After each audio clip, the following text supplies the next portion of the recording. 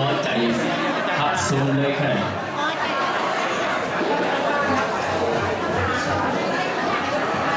สบายดีปีใหม่เจริญนอกข้าพเจ้าข้อต่างหน้าโดยนัทศิลป์เรา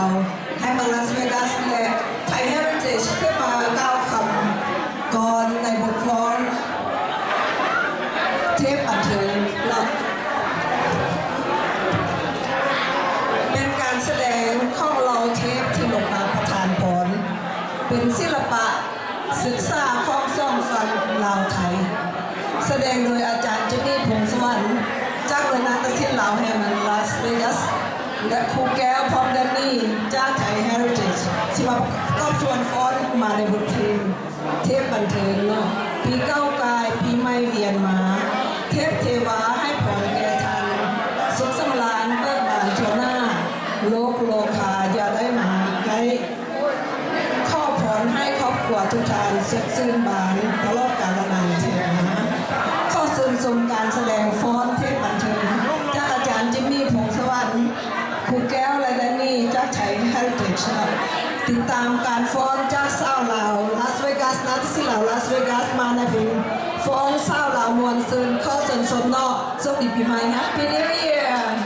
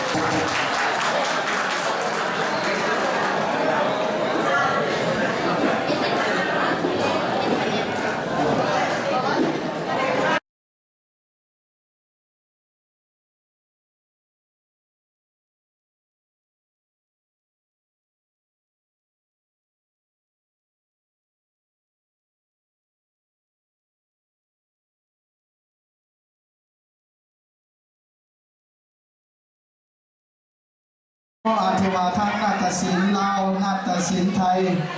มาห่วงประกอบสังสรรค์เนาะ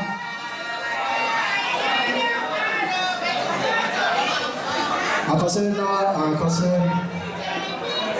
ท่านประธานพ่อหลวงเนาะผมจะมอบรางวัลเล็กๆน้อยๆเป็นน้ำใจที่ว่าได้มาประกอบวงมวลซื่อเนาะให้ทางงานของเราคือขึ้นขึ้นไปแมนบอคือขึ้นขึ้นไปแมนบอขอเสียงหนะมีแนวแปลกๆด้วยเบิ้งมาสั่นเลยเนาะในระยะที่เพิ่งได้มอบของขวัญข้าพเจ้าเองก็อยากขอประกาศรายชื่อผู้บริจาคและก็ซอยเห็ดอาหารเนาะว่าสั่นเลยเนาะพากันถ่ายรูปไปเลยก็ได้เนาะข้าพเจ้าจะว่าไปเลยเนาะผู้ที่หนึ่งยังเอ้ยเวียงพงมาซักบริจาค$200เด้อขอขอบใจยังเอ้ยเวียงพงมาซักเนาะทันลี่เกตวงศาบริจาคเหล่าเอ็กโซเพื่อเป็นการจกสลากขอขอบใจเด้อไอรีเด้อผู้ที่สามท่านที่ว่านี่ซีซื้อใหม่ซอยเห็ดตั้งมะคุงและก็ส่งผักกาดตัวสลายเนาะขอบใจหลายๆเนาะทานอ่อนจันทักขินซอยเห็ดลาบหมู2 ถาดบักย้อยพวกเราเนาะขอบใจเด้อทานไอ้น้อยซุปพลักหลามล่วงประตานเป็นว่าเนาะหมอบักใหญ่ว่าสั่นเลยเนาะยานางลินสายสมัยซอยเห็ดวุ่นเฟือกว่าสั่นวุ่นเฟือกเนาะวุ่นเฟือกเนาะซิปแล้วก็น้ำไหมเห็ดเด้อทั้งแซ่บทั้งหวานทั้งหอมเนาะของน้ำไหมเห็ดเนาะต้องห่วงรู้ป่ะของนั่งใหม่เฮ็ดมันต้องห่วง สมัยพรสุภาษักเป็นซอยจัดหมากไหมเนาะขอบใจเด้อเด้อมอมแม่เนาะมอมแม่จัดหมากไหมเนาะยานางบัวจันทราซอยเห็ดแจวมักเล่นแล้วก็เห็ดลวกพัดว่าสั่นเลยเนาะซิมเด้อแจวมักเล่นหันแม่ของนางบัวจันเนาะยานางปานีจันทราทิพย์ซอยเห็ดขนมหม้อแกง2 ถาดว่าสั่นเลยเนาะถ้าว่าติ๊ก3 ถาดเป็นว่าเนาะถ้าว่าติ๊กใจติ๊กต่อเพิ่น